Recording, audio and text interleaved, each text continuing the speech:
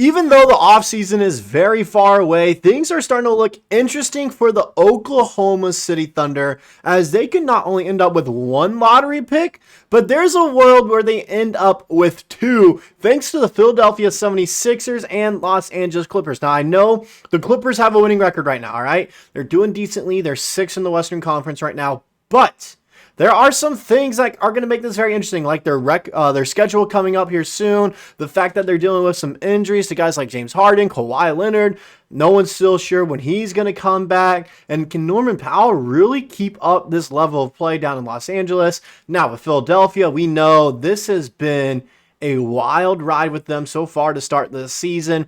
The signing of Paul George has not been what they thought it was going to be, as he was injured to start the year, and he hasn't really been playing up to standards that they've been looking at it. Jeremy Cain's been their kind of like, lone bright spot along with Tyrese Maxey, that backcourt duo for the future there. So it's going to be interesting to look at what's going on, especially if Joel Embiid, is he going to stay in Philadelphia, or are they going to hit, okay, it's rebuild time. Let's go ahead and start this up again for, another 2 or 3 years, then go back and compete. What's going on? They need to figure it out, and Oklahoma City could end up with their pick this year that is also a top 6 protected pick. We're going to break all that down here today on Thunder Digest, as it's getting really interesting, just kind of seeing what's going on with these squads. Before we get into all of that, though, just a quick moment to recognize that around 68% of you guys are still not subscribed to this channel. All right, you guys are coming back on a regular basis, and you clearly enjoyed if you're coming back and you're not subscribed. So if you find yourself coming back, or if you're new to this channel and you like what we're putting out here and you want to support, the best way to do that is by hitting that subscribe button. With that out of the way, we can go ahead, get into talking about these lottery picks, as it's interesting to look at it, especially with the standings, as I feel like some teams have overperformed. The Houston Rockets are one of those teams that have overperformed so far. It was a legit option for us to try and take their pick swap instead of the Clippers. That was a real talk that people were having before before the season started. Now, so far, Houston's been playing really well. It looks like they won't even be a play-in team. They'll be for sure lock in the playoffs in top 6. But the Clippers are starting to fall back a little bit, along with Philadelphia 76ers. They've won, a few games here and there, but they're still not playing well. So let's go ahead, take a look at, the record so far, the standings. All right, this is the Eastern Conference. Only team we're worried about in the Eastern Conference with how they're doing are really two, are the Miami Heat and Philadelphia 76ers. The Miami Heat are 12-10. Now, the Eastern Conference is weak. Let's get that out of the way, okay? 12-10 Miami as the 5 seed. They're weak, and I know they're going to make the playoffs for sure, so we're going to get their pick. It's a lottery protected, but I think we're going to get their pick at like pick 17 or 18, somewhere around there, which are a lot of good talent that we're also going to look at in this video.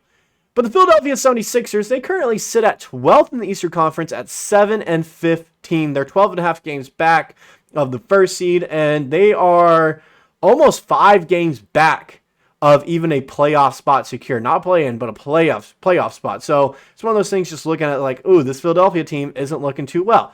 They might pick it up in the coming, days and weeks and, turn it around where they can try to finish 500 and, maybe make the play-in and get out like a 7 or 8 seed again, or even, end up with like the 12th pick overall, which then would go to Oklahoma City. Now, let's go over to the Western Conference a bit, all right? There are really 3 teams that we could look at, 3, but we're going to only focus on 2, okay? Those are the Los Angeles Clippers, of course, as you see them there at 6, and of course, the Houston Rockets sitting up there at 16-8. We have the Utah Jazz pick. It's top 10 protected. I see them falling like 6-5 this year in the draft, so I'm not worried about their pick at all. They're 5-18. They're not a good team whatsoever, so I don't think there's any chance that pick conveys over to the Thunder. But the Clippers right now, 14-11, okay? This is the one that we're really going to focus on. Yeah, I said Houston earlier. They're 16-8. I think they're a playoff lock. But Los Angeles is going to be interesting. Can they keep up this level of play? Like I mentioned, 14-11. They are, I saw it earlier. They've lost their last 2. They're 6-4 in their last 10. It's interesting to kind of look at them in that light. Like, okay, 6-4 on a 2-game losing streak right now. What's going on down there in Los Angeles? Are they going to keep playing like this? It's kind of the same with Houston as well. They finally broke a losing streak a little bit there. They're 6-4 in their last 10 as well. But I do think they have a higher ceiling than Los Angeles, so I'm not worried about their pick at all. It's just the Clippers. And speaking of the Clippers, let's go ahead and look into the schedule that they have coming up right here. These are the games that they have in December and January for sure, all right? They have to go to Denver. I think that's a loss. Just straight off the bat, all right? So there's a loss right there. Utah, that's a win. But then you have to go Dallas, Memphis, and Golden State. All right? Those are 4 losses right there. I don't see a way the Clippers, even with getting James Harden back, only team that I could see him potentially beating is Golden State. But another 3 losses right there, Dallas, and Memphis. Boom. Looking at some other teams, they have to come to OKC on January 2nd. I will be at that game, so that's going to be fun to watch. That's a loss. Yeah, they play Atlanta. Atlanta's a weird team. They don't know what they want to be. They could definitely beat the Clippers, but they could also lose to the Clippers. Be interesting to look out for. Then Minnesota, Denver, 2 more losses. Charlotte, interesting team. They might be a little bit healthier by then. Get guys like Trey Mann back. So it's going to be interesting to see what happens there. Miami as well. Then, Los Angeles, Boston, Milwaukee, Phoenix. That little stretch right there, tough as well. And so it's one of those things where I could see him potentially going 500 or even below 500 the rest of the season out. And in the Western Conference, you have to go a little bit well above 500 if you want a legit shot at making the playoffs. Not the play-in, the play, or I say the play-in, even the play-in as well, all right? You have to be like 3 or 4 games above 500 to make the play-in, and I don't know if the Clippers can fall in that range anymore. I don't think they can. Injuries are hitting them hard. They're aging. James Harden is still a good basketball player, but I don't know if he can be a for sure number 1 guy to lead them anymore. They have Norman Powell, but can he keep up this level of play the rest of the season? Is this just a insanity run he's going on? I think it is. We won't know for another month, but I just don't think Norman Powell can keep up this level of play, and the Clippers are going to fall off dramatically. Now, I've talked all this. What are some guys that we could get at these spots? That's interesting to look at. I know it's a little bit early looking into draft stuff and prospects and everything, but conference play is getting ready to start for a bunch of teams in college basketball. So we need to start looking at it, all right? First guy that I have up that I want to talk about, all right? Right here. I forgot to take who it was. This is Jeremiah Fierce, okay? I remember this. This is Jeremiah Fierce, okay? He's been really impressing me. Now, I know he's a guard. I know he is a guard, but look at these stats here a little bit, all right? Started off of a very impressive game, all right, against nobody, but 5 and 10, all right? 5 and 10 from the field, 50%, all right? Didn't shoot that well from 3, but he also had 6 assists and 5 boards, 16 points as a guard, not to mention 2 steals there. Solid right there. Their next game against Northwestern State, all right? In 30 minutes played, his, usage increased there quite a bit, but he went 6 of 11 from the field, all right? Didn't hit another 3 there. His 3-point shot has been kind of, hit and miss in some games, but, all right, like I mentioned, 6 of 11 from the field. He finished with 15 points, 2 assists, and 2 boards, and 4 steals. He's a defensive unit, but the downside is he does, have quite a bit of turnovers a lot, okay? He does end up having quite a bit, of turnovers. So that's kind of his downside looking at it. But a lot of these games I look at, it's like very impressive games. This Arizona game against nationally ranked Arizona team in the battle for Atlantis semifinals, I think. All right, I think that's what it was. Very impressive performance by him. All right, in 33 minutes, 7 of 17 from the field, 4 of 7 from deep, perfect at the line, 5 assists, 5 boards, and a steal there, and only 3 turnovers, 26 points.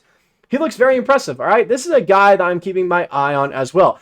There's someone else as well that I wanted to talk about for a bit, but I'm going to go ahead and get into the Duke Center. I can't remember his name. I just need to do more research on him.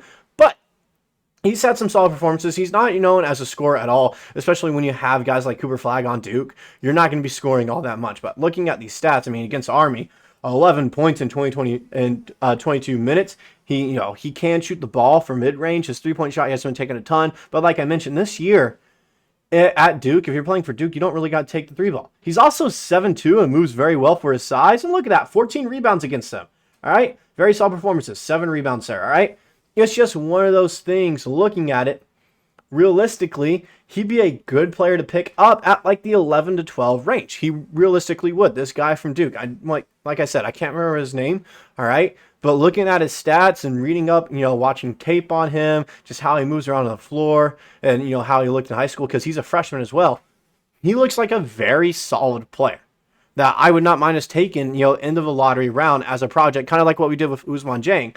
The only problem is, like with Ousmane Dieng, it was a project, that didn't really quite pan out. But like I've mentioned multiple times, there are a bunch of guys that the Thunder could target thanks to these draft picks that we have this year from like the Clippers and now the 76ers. When we thought at first coming into the season, it's like, oh, it's going to be into the first round draft pick. Now it could be a lottery pick that comes over to us because it's outside of the top 6. So it's going to be interesting to watch this for the remainder of the year that the Thunder need to keep their eyes out on. And I know you guys have been waiting for a draft pick video a little bit here and talking about some of the players going into the draft this year. But that's all I got for this video. Let me know what you guys personally think that the Thunder should do with these picks. Do they package them and try to trade up higher in the draft? Or do they go ahead and take these or trade them away and get more picks for the future so they can keep this dynasty going? That's all I got for this video. I'll see you guys in the next video.